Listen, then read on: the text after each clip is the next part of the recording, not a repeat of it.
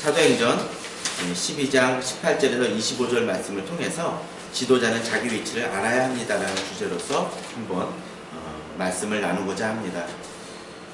오늘은 3월 1일 이렇게 봄이 시작하는 달이라고 얘기를 할 수가 있겠죠. 그런 3월 1일이면서도 또 3.1절이기도 합니다. 이 3.1절이 몇 회인지 혹시 아세요? 와, 어떻게 이렇게 96주년 3.1절입니다. 사실은 저희가 예배드리는 이곳이 이 근처가 사실은 그 3.1절하고 아주 관련이 많죠. 어떤가요? 이게 우리 그런 속담 있죠. 엎드리면 코 닿을 때, 그죠? 근데 엎드리면 코 닿는 건 좀 과장이고, 그래도 거의 그 엇비슷하게 엎드리진 않더라도 여기서 잘만 뛰면 그 파고다 공원에 금세 도착을 합니다. 바로 파고다 공원은 그 3.1절 이 독립선언문의 그 출발점이라 얘기할 수 있는 곳이죠. 또 이 그 당시 민족 대표 중에 33인 중에 천도교가 15명 그리고 기독교가 16명입니다. 그죠? 불교 2인으로서 사실 그 당시 엄청나게 그 작은 숫자인 그 당시 기독교인 숫자를 생각한다면 그 절반 정도에 가까이 해당되는 사람이 여기에 속했다라는 것은 대단한 일입니다. 물론 그 중에 33인이 이 모여라고 했던 그 집회 장소에서 한 4명 정도가 빠집니다. 그 중에 4명 정도가 기독교인이긴 했었지만 목사님이긴 했지만 또 그분들이 각각의 위치 속에서 그 3.1운동과 그 독립 만세운동을 전개하기도 했습니다. 또 3.1운동의 주요한 역할을 했던 순동교회가 바로 코앞이기도 합니다. 그런 점에서 우리가 이렇게 예배드리고는 이 장소는 분명 3.1절과는 뗄래야 뗄 수 없는 의미를 지니고 있다고 생각이 들어집니다. 사실 이 3.1절이라든가 이런 날들이 요번엔 또 그 주일이어서 뭐 대체휴일도 안 되는 그런 날이어서 손해보는 휴일 같지만 그럼에도 불구하고 그냥 공휴일이다 국경일이다는 그 의미를 떠나서 이 3.1절에 이 나라에 대해서 한번 생각하고 그 나라를 위해서 좀 더 기도하고 또 이 나라가 잘 될 수 있도록 위정자들이나 정권을 위해서 기도하는 것도 중요한 의미를 지니고 있다고 생각이 되어집니다. 그런데 이렇게 그 나라를 위해서 기도한다고 한다면 사실은 많은 사람들이 반감을 갖고 있는 경우들이 참 많이 있습니다. 우리들이 그 특별히 그 박정희 정권 때는 유신 정권 때는 여러 가지 기독교 쪽에서 반발하는 세력들도 많고 그런 것들이 있었고 또 물론 그쪽에서도 이게 그 정권이 너무 친화적인 경우들이 있었지만 특별히 전두환 정권 때 그때 군사 정권 때 사실 기독교가 많은 욕을 하기 시작을 했습니다. 특별히 그 당시 대통령이 되기도 전인 그 전두환 그 장군이었죠. 그 당시 전두환 장군이 모 호텔에서 조찬 기도회를 할 때 상당수 국가 기독교를 대표하는 목사님들이 가서 조찬 기도회를 함을 통해서 사실은 오히려 아직 장군일 때 대통령으로 만들기 작업에 동참했다라는 오명을 쓰기도 했습니다. 그러나 성경에 보면은 그런 분들이 많이 대들었던 그 성경 구절이 바로 이것이었습니다. 독재 정권이긴 했었지만 그럼에도 불구하고 그것과 상관없이 뭐라고요? 각 사람은 위에 있는 권세들에게 복종하라. 권세하니까는 나지 않음이 없는 모든 것은 하나님께서 정하신 바라고 하면서 이것이 독재 정권이고 간에 뭐하고 간에 이 나라를 위해서 기도하는 것이 뭐가 나쁘냐. 당연히 기도해야 될 일이고 순종해야 된다는 식으로 이야기를 했습니다. 이러한 것들은 그 대학생들한테 많은 반발을 일으켰던 것도 사실이었었고 그러므로 인해서 조금씩 그 대학생들이나 청년들이 이 교회에서 멀어지는 역할들을 초래했던 것이 바로 이런 역할들이 아닐까 생각이 되어집니다. 그런 모습들은 지금도 많이 이어지는 모습들이 전개되고 있죠. 자, 그런데 이러한 모습들은 여기서만 나온 것들이 아닙니다. 사실 그 베드로전서 2장 13절에서도 이런 얘기가 나오죠.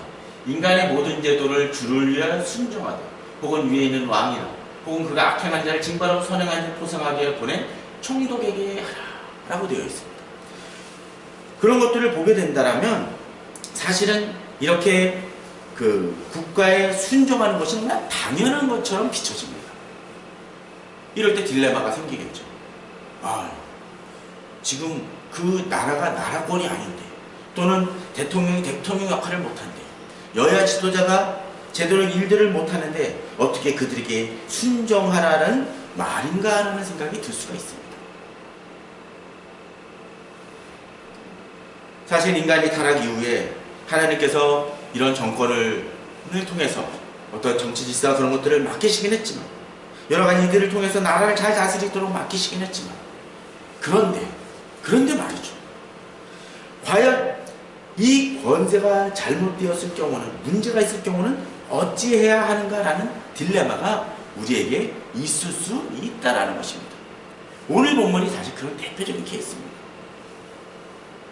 어떤 모습이 있나요? 자, 오늘 본문을 보게 되면 어떤 일이 벌어지나요? 이제 베드로가 갇힌 사건이 벌어집니다. 그죠? 베드로 갇혔다가 풀려났어요.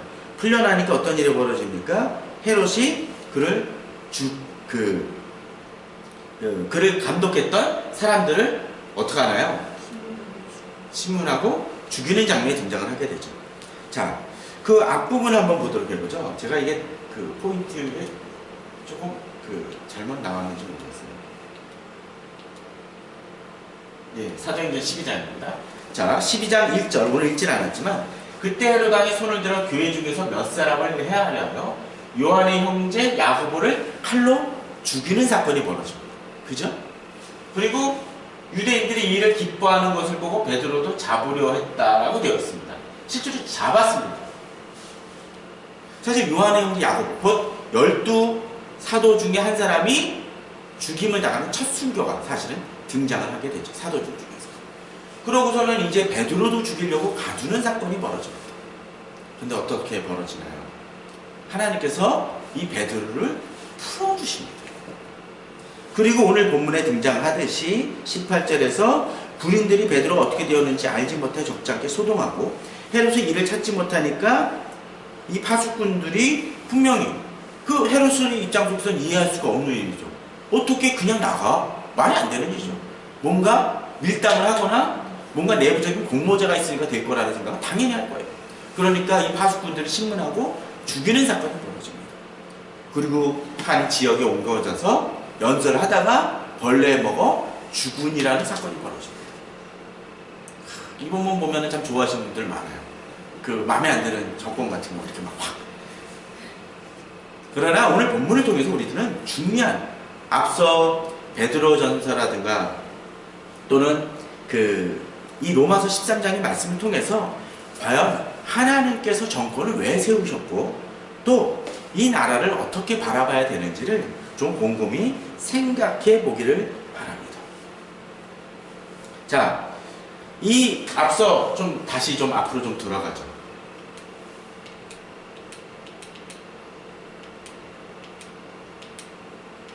자, 로마서 13장에서 각 사람은 위에 있는 권세들에게 복종하라고 되어 있습니다.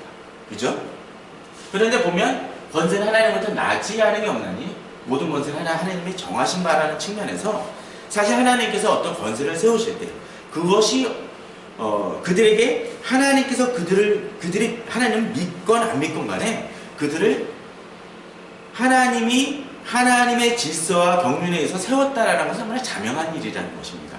그걸 부정해서는 안 돼요.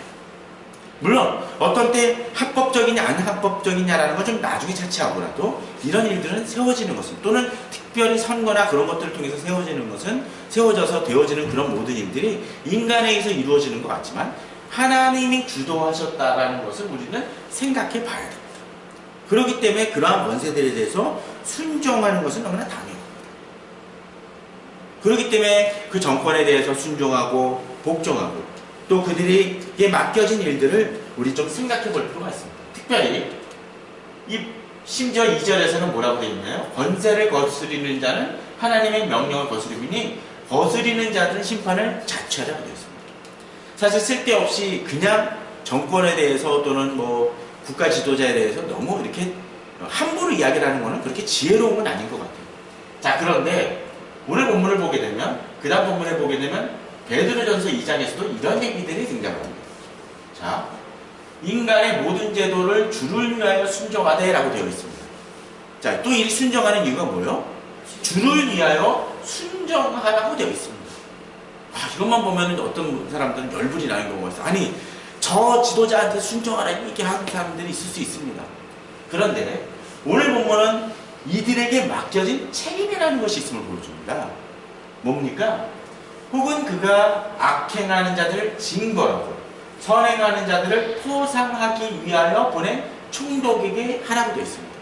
이들이 하는 역할이 뭐라고요? 바로 악행하는 자를 징벌하고 선행하는 자들을 포상하기 위하여 보냈다는 것입니다. 그 얘기는 뭡니까? 권선징악, 나라의 질서를 위해서 이들이 사용되어진다는 것이죠. 그죠? 악행하는 징벌하고 선행하는 자를 포상하기 위하여. 자, 그런데 오늘 이 로마서 13장에서도 하나님께서 왜 이 사람들에게 권세에게 복종하라는 이야기가 있습니다. 로마서 12장에 대한 답이 있어요. 자, 여기 보시죠. 하나님께서 이렇게 얘기합니다. 아무에게도 악을 악으로 갚지 말고 모든 사람 앞에서 선한 일을 도모하라고 되어 있습니다. 그리고 할 수 있거든 너희로서는 모든 사람하고 더불어 화목하라고 되어 있어요. 근데 이게 쉽습니까? 쉽지 않아요. 그죠? 나에게 악을 행하는 사람도 있단 말이에요. 특별히 19절에서는 이렇게까지 얘기합니다. 내 사랑하는 자들아, 너희가 친히 원수를 갚지 않고 하나님의 진노하심에 맡기라. 기록되었을 때 원수 갚는 것이 내게 있으니 내가 갚으리라고 주께서 말씀하셨다고 되어 있습니다. 자, 이 말씀에 대해서 하나님의 말씀이 하나님께서 갚으신다는 건 아는데, 그럼에도 불구하고 원수가 잘 되거나 원수가 나를 괴롭히는 일들에 대해서 분노하는 것은 너무나 당연한 일이실 것입니다. 그것이 인간의 심성입니다. 그런데 20절에서는 이렇게 얘기합니다. 내 원수가 줄이거든 먹이고 목마르거든 마시게 하라. 그러므로 내가 숯불을 그 머리에 쌓아놓으리라. 제가 지난번에도 한번 이 얘기에 대해 설명을 한 것 같습니다. 자, 숯불을 머리에 쌓는다는 건 뭡니까? 숯불을 머리에 쌓는다는 것. 악으로 행하는데 그 사람에게 선을 행할 때 어떤 일이 벌어진다고? 그 사람에게 숯불을 올려. 그건 어떻습니까? 숯불을 올리면 어떻게 되죠? 죽기 전에 뜨겁죠. 그러니까 제정신이면 뜨거우니까 어떻게 해요? 확 놀랍니다. 그죠? 그런 것처럼 선을 행하니까 어떤 일이 벌어져요? 악한 사람이 저 사람 내가 악을 행함에도 불구하고 그 사람한테 해코지라는데도 불구하고 내게 선을 행하네 라고 하면서 자신이 잘못한 것을 깨닫게 된다는 거예요. 죄책감을 갖는다는 거죠. 첫 번째 역할이 그것입니다. 그죠? 그런데 두 번째 역할이 있습니다. 뭡니까? 아까 얘기하셨던 것처럼 오래 숯불을 놔두면 깨닫지 못하면 어떻게 돼요? 죽게 된다는 것이죠. 다시 말해서 악한 사람한테 선을 행하면 어떻게 돼요? 물론 내가 선을 행하니까 넌 곧 죽을 거야 그런다는 의미가 아니라 결국은 하나님의 징벌에서 죽을 수밖에, 심판받을 수밖에 없다라는 얘기입니다. 그러면서 21절에 악에게 지지 말고 선으로 악을 이기라고 우리를 독려합니다. 그렇지 않은 하나님의 그 권선징악과 하나님의 공의로우심을 알기 때문에 믿음으로 이러한 도전을 행한다라는 것이죠. 그런데 말이죠. 한 가지 문제가 있습니다. 하나님께서 이들을 심판하시는데 바로 안 해주실 때 있잖아요. 그럴 때 답답합니다. 세상에서 나한테 사기치는 사람한테 또는 어떤 데 악을 행하는 사람 속에서 계속 맞고만 있어야 됩니까? 바로 여기에 답이 이 로마서 13장이라는 것이죠. 자, 로마서 13장에서 아까 뭐라 그랬나요? 각 사람은 위에 있는 권세에게 복종하라고 되어 있는데, 자, 로마서 12장에서 선으로 악을 이기라고 하고서 갑자기 권세 얘기가 나오는 이유가 뭘까요? 이 사람들이, 이 권세자들이 해야 될 일들이 뭐? 바로 권선징악을 향하며 이 땅의 공공질서를 바로잡는 역할의 책임이 누구에게 주어져요? 바로 이 권세자들이 해야 될 일이라는 것입니다. 그렇기 때문에 그 역할을 쥐고 있는 이 권세들에게 복종하는 것은 너무나 당연하다. 그 권세를 누가? 하나님이 맡기셨다는 거죠. 그들이 깨닫건 못 깨닫건 간에 이 타락한 세상 속에서 하나님께서 맡기셨고, 그렇기 때문에 그 권세를 거스린 자는 하나님의 명을 거스린다는 것입니다. 중요한 의미를 지니고 있습니다. 그런데 여기서 한 가지, 예전에 이 땅의 권세자들에게 복종하라고 얘기하셨던 그 친정권적인 그 목사님들 실수했던 것이 한 가지 있습니다. 뭘까요? 모든 권세에게 있어서 우리가 위에 있는 권세에게 복종하라는 말은 맞습니다. 분명히 하나님께 낫다는 것도 맞습니다. 그런데 그 권세가 하나님께서 맡기신 일을 제대로 못하면 어떤 일이 벌어지나요? 우상숭배. 그럴 수도 있고, 그 권세자들이 하나님께서 맡기신 사명을 못한다는 얘기는 이미 그들이 하나님의 뜻을 거스렸다는 거죠. 다시 말해서 무슨 얘기입니까? 하나님께서 그 권세를 주셨는데 그 책임을 못한다는 얘기는 그들이 심판받을 대상이 되어버린다는 겁니다. 좀 어렵나요? 자, 이건 중요한 의미를 지니고 있습니다. 특별히 이 시대가 어떤 시대입니까? 사실은 그 당시 로마의 황제가 다스리는 시대입니다. 그런데 그 권세가 누구 밑에 있어요? 하나님 밑에 있죠. 그 당시는 막 뭐 신처럼 여기는 황제는 그 정도까지 했었는데, 사실은 이 바울이, 이 로마서를 쓴 바울이 이 얘기를 한다는 건 어떤 의미를 지니고 있습니까? 그 권세자조차도 하나님 아래에 있다는 것입니다. 자, 그러면 지금은 신정 정치를 피는, 어떤 황제 정치를 피는 시대입니까? 아니죠.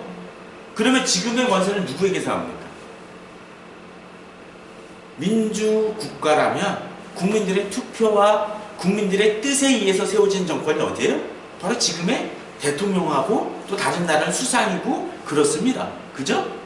그런데 기본적인 권세의 출발점은 그럼 어디 있다는 얘기입니까? 국민에게 있다는 것이죠. 근데 국민의 뜻을 거스르는 권세는 어떤 권세입니까? 바로 그들의 통치 기반과 그 능력을 잃어버리고 있다는 거예요. 다시 말해서 대통령이 또는 여러 가지 정치 지도자들이 국민의 뜻과 반하는 일을 하고 있다면 그들은 하나님께서 주신 권세를, 특별히 2차 권세라고 얘기를 할 수 있죠. 국민이 기본적인 통치라면 그 2차 권세를 받은 그들이 제대로 행하지 못함을 통해서 그들이 심판받을 대상이 되어버리고 그들이 엄청난 잘못을 범하게 된다는 것입니다. 그러기에 여기에 심각한 문제점이 있습니다. 사실은 특별히 우리나라에는 그 대통령 중에서 기독교인이었던 대통령이 3명이나 나오기 시작을 했어요. 그죠? 누굽니까? 첫 번째 이승만 대통령, 그 다음에 김영삼 대통령, 그 다음에 이명박 대통령. 근데 과연 그때 참 많은 이 시대에 힘든 일들이 많이 발생을 하긴 했었습니다. 기독교인 대통령이 샜는데 왜 그렇습니까? 우리는 여기서 한 가지 분명한 사실을 해야 됩니다. 그 당시 많은 기독교 쪽에서 교회에서 장로를 대통령으로 보내야 된다는 얘기도 많이 했습니다. 근데 이들이 간과하는 게 뭡니까? 크리스찬 대통령이 크리스찬 정치를 한다는 것은 아니라는 거예요. 크리스찬이라고 해서 기독교적 정치를 피는 것은 아니라는 것입니다. 그러다 보니까 오히려 하나님의 사모하고 하나님의 뜻을 행한다고 하는, 그리고 믿는다고 하는 사람들이 기독교인이 대통령이 되었을 때 그 일을 제대로 못하면 오히려 우리나라에 더 안 좋은 일이 생겼던 이것도 어쩌면, 이건 제 사견이지만 하나님의 뜻에 반하기 때문에 하나님께서 더 징벌하신 것 아닌가라는 생각마저 듭니다. 이건 사견이니까 오해는 하지 마십시오. 그렇기 때문에 기독교인으로서 또는 우리가 이 정권을 위해서 기도하고 이 나라를 위해서 기도하는 것은 너무나 당연한 일이지만 하나님께서 그들이 제대로 행하지 못했을 때 하나님이 그들을 질책하시고 징계하실 수 있다는 사실을 우리는 기억해야 된다는 것입니다. 특별히 오늘 본문 속에서 그러한 모습들이 드러납니다. 자, 오늘 본문을 한번 보십시오. 이들이 행했던 것이 무엇입니까? 자, 이 헤롯에 있어서의 특징을 한번 살펴보십시오. 어떤 일을 행하고 있나요? 앞서 보았던 그 요한의 형제 야고보를 칼로 죽였다고 돼 있었죠. 그리고 유대인들이 이 일을 기뻐하는 것을 보고 베드로도 잡으려 했어요. 헤롯의 판단 기준이 뭡니까? 뭐예요? 그렇죠. 사람들의 반응이라는 거예요. 사람들이 좋아하는 것을 한다는 것이죠. 그걸 요새 식으로 얘기하면 뭘까요? 포퓰리즘이죠. 대중적이에요. 사실 우리들 크리스찬들이 지혜로워야 됩니다. 어떨 때 인터넷에서 사람들이 열심히 그쪽에 힘을 실린다고 해서 그것이 꼭 옳은 일은 아니라는 거예요. 요새 기독교 중에서 그런 일들을 행할 때 제일 논쟁을 벌일 때 목사가 제일 당황스러운 게 뭔지 아십니까? 그게 동성애 문제예요, 사실은. 저는 동성애가 지금처럼 뭐 율법 때처럼 돌로 뭐 쳐 죽여야 될 대상을 얘기하는 건 결코 아닙니다. 오해하지 마십시오. 그러나 성경에서는 동성애를 분명 지지하지 않는 건 사실입니다. 그러나 그렇다고 해서 그들을 이제 정죄시하고 무조건 배퇴시키는 것은 기독교에서 할 일이 아닙니다. 그러나 동성애가 옳다라고 이야기하는 것조차도 목사가 할 일은 아니라는 거예요. 성경에서 분명히 금하는 것이 있습니다. 예컨대 성윤리적인 측면에 있어서도 꼭 동성애가 아니더라도 너무나 자유로운 프리섹스 같은 경우에 있어서 성경은 지지하지 않습니다. 여러 가지 불법적인 일들에 성경은 지지하지 않음에도 불구하고 이 시대가 이러니까 우리들은 그렇게 갈 수밖에 없지 않냐라는 얘기로 가는 것은, 목사가 또 그런 얘기를 하는 것은 인기는 끌 수 있을지 모르지만 하나님과는 괴리됐다는 걸 분명히 인정해 줄 필요가 있습니다. 앞서 얘기 드렸던 것처럼 동성애들에 대해서 반대한다고 해서 그들을 뭐 핍박하고 그들이 어떤 그들이 교회 나오는 걸 막는 그런 게 아니라 오히려 그들을 이해하고 공감하며 품으면서 전도하고 해 나가는 것이 기독교인의 살 역할이지, 그죠? 그렇게 접근해 나가는 것이 필요하다는 거예요. 여러 가지 부분들에서 우리는 이해해야 됩니다. 오히려 기독교인들은 어떤 때 대통령이나 여러 가지 정치 지도자들에서 너무 상스러운 욕을 하는 것도 지혜롭지 못합니다. 왜? 성경은 분명히 갓사랑 예는 관세들에게 복종하라고 얘기되어 있습니다. 왜냐하면 그들에게 맡겨진 책임이 있으니까요. 그러나 그것이 비난하지 말란 얘기지 뭐하지 말란 얘기는 아니에요. 비판하지 말란 얘기는 아니라는 것이죠. 왜? 그들이 하나님께서 세우신 정권이긴 하지만 지금의 민주주의 질서 속에서 세워진 정권이기 때문에 우리들은 그들에 대해서 분명히 이 부분은 잘못됐다고 얘기할 수 있는 뭐가 있어요? 권리가 있다는 것입니다. 그렇기 때문에 우리는 기독교인으로서 일부 목사님들 얘기했던 것처럼 그냥 대통령 어떻게 함부로 얘기하냐라는 것은 옳지 않습니다. 그러나 비난하는 것도 옳지 않다는 거죠. 그들의 정당한 비판은 해야 됩니다. 그들을 대우는 해주되 어떤 게 잘못된 것을 분명히 비판할 수 있는 권리가 우리에게 있다라는 것입니다. 또 그러면서도 우리가 뭐 어떤 일을 행해야 되나요? 기도해야 될 필요가 있다는 것입니다. 특별히 디모데전서 2장에서는 이렇게 얘기합니다. 2장 1절입니다. 그러므로 내가 첫째로 권하노니 모든 사람을 위하여 간구와 기도와 도구와 감사를 하되 임금들과 높은 지위에 있는 모든 사람을 위하여 하라. 이는 우리가 모든 경과가 단정함으로 고요하고 평안한 생활을 하려 함이라고 되어 있습니다. 누구를 위해서 기도하라고 되어 있습니까? 임금들과 높은 지위에 있는 모든 사람을 하라고 되어 있습니다. 이거를 잘못 오해하면 정권 친화적으로 행하고 무조건 행하라는 얘기를 하는 것이 아니라는 것이죠. 뭡니까? 그들이 제대로 해야 우리가 기도 생활하고 우리가 교회 생활하는데 좀 잘할 수 있다는 거예요. 사실 그렇지 않습니까? 그들이 잘못하니까 나라가 시끄럽습니다. 걱정거리가 많아요.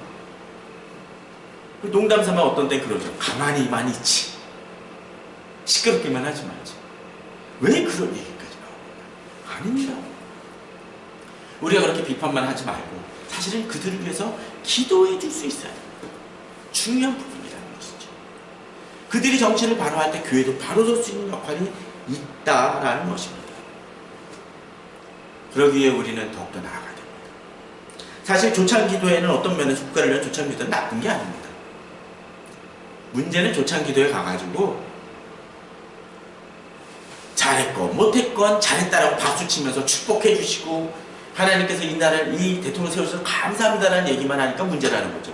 진정한 조창기도에는 뭡니까? 주님 대통령이 또는 여야 지도자가 이런 부분 잘못하고 있으니 회개하여 주시옵소서. 회개하도록 이끌어 주시옵소서. 깨닫게 해 주시옵소서. 무릎 꿇게 해 주시옵소서. 라고 기도하는 것이 조찬 기도 아닙니까, 진정? 사실 구약에서도 그런 모습들이 있었습니다. 이 나라가 이 전쟁을 어떻게 해야 되느냐라는 고민하다가 어느 왕이 물었습니다. 여러 선지자들 불러서 이야기를 했습니다. 그랬더니 선지자들이 당연히 이길 것입니다. 이 멍에를 부러뜨릴 것입니다. 막 했습니다. 근데 한 명 선지자가 있었어요. 그 왕이 묻습니다. 왜 쟤한테는 안 묻습니까? 라고 옆에 있는 왕이 물으니까 그 왕이 얘기를 합니다. 저 선지자는 저한테 좋은 소리 하는 걸 못 들었습니다. 한번 물어보십시오. 그랬더니 처음에 좋은 얘기를 합니다. 야, 너 그러지 말고 원래 하던 대로 해! 하니까 그 선지자가 합니다. 당신 곧 망하고 죽을 것입니다. 라고 얘기를 합니다. 선지자들을 속여서 다 거짓말하게 할 것이다 라고 얘기까지 합니다. 왜 이 시대에는 조창기도 때 그런 목사나 지도자, 영적 지도자가 없냐라는 것이죠. 이게 문제라는 것입니다. 어떤 때 정부 비판을 하는 목회자는 있지만 오히려 그것이 비난에 가까울 때도 있습니다. 할 얘기를 정당하게 바른 방법을 하는 지도자들, 영적 목회자와 또 그리고 성도들이 있어야 됩니다. 그럴 때 교회와 이 시대는 건강하게 성장합니다. 또한 오늘 본문을 보게 되면 어떤 일이 벌어지니까 자, 헤롯이 이제 그 20절에 보면 헤롯이 두로와 시돈 사람을 대단히 노여워했다라고 되어 있습니다. 관계 어떻게 되나요? 별로 안 좋았다는 얘기죠. 그죠? 그랬는데 이 두로와 시돈 사람들에게 있어서의 딜레마가 하나 있습니다. 어떤 건가요? 본문에 보면 그들의 지방이 왕국에서 나는 양식을 먹는 까닭에 한 마음으로 그에게 나와 라고 되어 있습니다. 무슨 얘기예요? 그쪽에서 왕이 양식을 먹는 부분이 있으니까 잘 보여야 된다는 거예요. 그래서 이제 왕을 초청을 합니다. 로비를 하죠. 왕이 심소 맡은 신하 블러스를 설득하여 화목하기를 청하고 왕이 와서 연설을 합니다. 그때 어떤 일을 행하나요? 122절에 백성들이 크게 부르되 이것은 신의 소리요 사람의 소리가 아니라고. 야, 이 그 당시 이스라엘에는 없었겠지만 뭐라 그랬습니까? 요새 우리나라 그 조선 시대를 얘기하면 신용비어청 같은 얘기를 하겠죠. 찬양을 해요. 미워합니다. 과장한 좀 속된 표현으로 이야기를 합니다. 이것이 이 시대에 지도자들이 속기 쉬운 또 하나의 딜레마인 것 같습니다. 그들이 정당하게 나를 칭찬하는 것만 받아줄 필요가 있습니다. 물론 그 앞에서 겸비해야겠죠. 특별히 지도자는 정치 지도자만이 아니라 이런 교회 목사도 이런 부분에 속기 쉽습니다. 와가지고 그냥 칭찬만 합니다. 아, 목사님 설교 잘하셨어요. 또는 대통령 주위에 있는 그 보좌관들이 뭐라고 그랬습니까? 아, 잘하고 계세요. 얼마 전에도 대통령이 2년 임기를 하고 났더니 그 측근에 있던 사람이 항상 그랬죠. 너무나 경제적으로 잘해왔다라고. 또 대변인도 그렇게 얘기를 합니다. 경제 지표가 모두 다 좋은 그 징조를 보이고 있다라고. 사람들은 요새 힘들어가지고 실제로 소비도 막 줄이고 있는 상황인데 우리들은 우리 자신을 속이는 그런 것들에 대해서 속지 말아야 됩니다.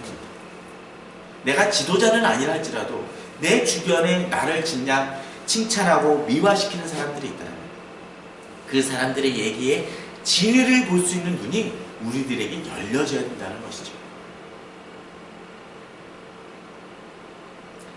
결국 헤롯이 이런 부분들에 대해서 신의 소리여 사람의 소리가 아니라는 그 얘기 속에서 그 얘기를 본문은 그렇게 얘기합니다. 23절에 헤롯이 영광을 하나님께로 돌리지 아니함으로 라고 되어 있습니다. 신의 소리라고 했었을 때 그들이 그가 받아야 될 찬사와 찬양이 아니라는 것이죠.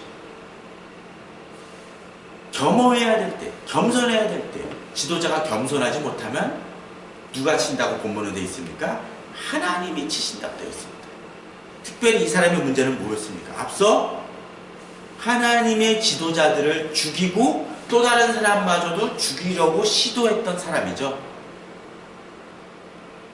헤롯이 정당한 일을 행하지 못하니까, 하나님께서 부여하신 권세를 제대로 행하지 못하니까 바로 그 권세를 하나님께서 걷어가시는 장면을 오늘 본문은 보여주고 있다는 것입니다. 헤롯은 몇 가지 권세를 거스렸는데, 첫 번째, 영적 지도자들을 해하는 모습을 보여줍니다. 하나님을 경홀히 여기는 거죠. 하나님의 권세를 인정하지 않는 모습이라는 거죠. 두 번째로서 그는 들어야 될 칭찬과 그 부분에 대해서 걸러듣지 못하는 모습을 보여줍니다. 더더군다나 오늘 본문 속에서 나왔던 것처럼 이것이 그들이 양식을 받는 문제들이 로비에 의해서 이루어지는 모습들 속에서 그는 정당한 그의 권세를 사적으로 사용하는 모습들을 보이는 모습을 보이고 있다는 것입니다. 하나님께서는 그러한 권세자들에 대해서 어떻게 하십니까? 옳다고 말씀하지 아니한다는 것이죠. 물론 그 요한의 형제 야고보가 칼로 죽었을 때, 헤롯을 통해서 죽었었을 때 어쩌면 그 당시 교회 지도자들은, 교회 공동체는 너무나 낙심했을지 모릅니다. 그렇지 않겠어요? 아니, 복음을 열심히 전했던 그 사람이 갑작스럽게 그렇게 순교당하는 그 일들이, 더더군다나 포악한 형제에 의해서 죽음을 당하는 것이 얼마나 안타까운 일이었습니까? 더더군다나 베드로마저도 감옥에 갇히는 안타까운 일이 벌어졌었습니다. 그런데 하나님께서는 이 일을 결코 묵고하지 않으신다는 것이 등장합니다. 오늘 마지막 절은 너무나 그것에 대비되는 일들을 보여줍니다. 어떤 것인가요? 23절과 24절 한번 같이 보겠습니다. 시작. 헤롯이 영광을 하나님께로 돌리지 아니하므로 주의 사자가 곧 친히 벌레에게 먹혀 죽으니라. 하나님의 말씀은 흥황하여 더하더라. 자, 헤롯이 하나님께 영광을 돌리지 아니하니까 이제 죽습니다. 그죠? 그런데 죽는데 누구 때문에 죽어요? 벌레. 사실 그 벌레는 어떤 존재입니까? 헤롯이 그냥 발로 밟아 죽이면 죽는 그런 미물입니다. 그 당시 그 이스라엘을 다룰 수 있는, 유대 지방을 다스릴 수 있는 권력을 준 그 헤롯이 평상시에는 무시하고 경멸했을 벌레에게 죽었다는 것은 그가 얼마나 미약한 존재이고 그가 가진 권력이라는 것이 얼마나 부족하고 한계 있는 것인지를 성경은 너무나 절묘하게 보여주고 있다는 것입니다. 또한 그에 반해서 그가 야고보까지 죽이며 베드로까지 죽이려고 했었지만 하나님께서 그의 행위를 어떻게 하십니까? 깨닫지도 못하게 베드로를 풀어주시고, 또 헤롯을 치신만이 아니라 25절에서는 24절에서는 대비되는 모습, 어떤 일이 벌어져요? 오히려 하나님의 말씀은 흥황하여 더하였다라고 되고 있습니다. 그렇습니다. 지금 어쩌면 우리들은 지금 사회가 돌아가는 모습을 보면서 답답할지 모릅니다. 어떻게 저렇게 악한 사람들이 더 잘 되고 있느냐? 또는 어떻게 정치 지도자들이 왜 요걸로 해나가고 있느냐? 라고 답답할지 모릅니다. 그럴 때 우리 힘으로 뭔가를 해보고 싶어하고 우리 힘으로 뭔가 바꿔보려고 합니다. 물론 해야 될 때는 해야 됩니다. 시해야 될 때는 해야 됩니다. 그러나 한 가지 분명히 그 속에 있어서 변하지 않는 원칙을 기억해야 됩니다. 그들에게 맡겨진 권세를 잘할 수 있도록 어떻게 해요? 기도하며 그들의 권세는 되도록이면 인정해주고 존중해줄 필요는 있다라는 것입니다. 크리스찬은 세상의 비판자들하고는 좀 다르게 행동할 필요가 있다라는 것이죠. 물론 이런 설교마저도 마음에 들지 않을지 모릅니다. 그러나 그럼에도 불구하고 제가 이런 얘기를 하는 것 중에 하나는 제 사견이 아니라 바로 성경 속에서 그런 원칙도 우리에게 보여주시고 있기 때문에 그렇습니다. 어쩌면 오늘 설교는 개인적인 어떤 은혜나 그런 부분보다는 좀 덜할지 모릅니다. 그러나 그럼에도 불구하고 이 3.1절을 기억하면서 특별히 나라를 위해서 힘을 쓰고 목숨까지 던지며 순교했던 많은 희생자들을 낳았다. 특별히 3.1절 때 어떤 일이 벌어졌나요? 화성에 있는 제한리 교회는 수많은 사람들이 교회에 갇혀서 불에 타 일제 경찰에서 순교당하는 그런 일들마저도 있었습니다. 교회는 결코 사회와 유리되어진 곳들이 아니었습니다. 지금 이 시대도 마찬가지라고 생각이 되어집니다. 그저 교회에서 예배드리고 찬송드리는 것 중요하지만 그 말씀과 기도로서 이 땅을 향해 또 나아가 말해야 될 것을 말할 수 있는 것이 바로 우리에게 주어진 사명이라는 것이죠. 이제 말씀을 좀 맺기를 원합니다. 이 3.1절에 우리가 이 나라를 위해서 또 기도하기 바랍니다. 그들이 잘할 수 있도록 기도하기 바랍니다.